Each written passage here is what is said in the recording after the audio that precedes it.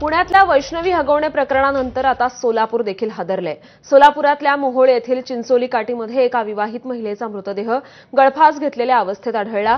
आशा राणी पवन भोसले असं मृत्यू झालेल्या विवाहित महिलेचं नाव आहे। सासरच्या मंडळींनी पैसे आणि चारचाकी वाहनासाठी छळ केल्यानंच मुलीनं टोकाचं पाऊल उचलल्याची तक्रार मृत महिलेच्या वडिलांनी दिली आहे। या प्रकरणात नवरा पवन भोसलेला आणि सासू सासऱ्यांना देखील अटक करण्यात आली आहे। सासरच्या मंडळींनी हत्या केल्याचा आरोप मृत महिलेच्या कुटुंबियांनी केलाय। पोलीस ठाण्यात मात्र अकस्मात मृत्यूची नोंद करण्यात आली आहे। आणि या संदर्भात अधिक अपडेट जाणून घेऊयात आपले प्रतिनिधी आफताब शेख यांच्याकडून। आफताब, आता आशा राणी भोसलेच्या सासू सासऱ्यांना देखील अटक करण्यात आली आहे।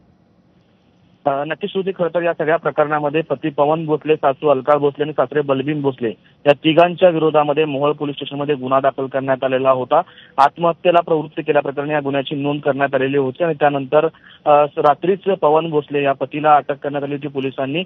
मात्र रात्रीपासून सासू अलका भोसले आणि सासरे बलबीन भोसले हे दोघेही फरार होते। मात्र या दोघांना देखील आता मोहोळ पोलीस स्टेशनने ताब्यात घेतलेलं आहे। त्यांचं राहतं जे गाव आहे चिंचोळी काठी या ठिकाणाहून या दोन्ही आरोपींना पोलिसांनी ताब्यात घेतल्याची माहिती आहे। खरं तर आशा राणी भोसले हिचा हुंड्याच्या पैशावरनं छळ केला जातो असा आरोप होता आणि त्या आरोपाखाली या संदर्भातले अपडेट्स वेळोवेळी जाणून घेत राहू आफताब। तुर्तास धन्यवाद या माहितीसाठी।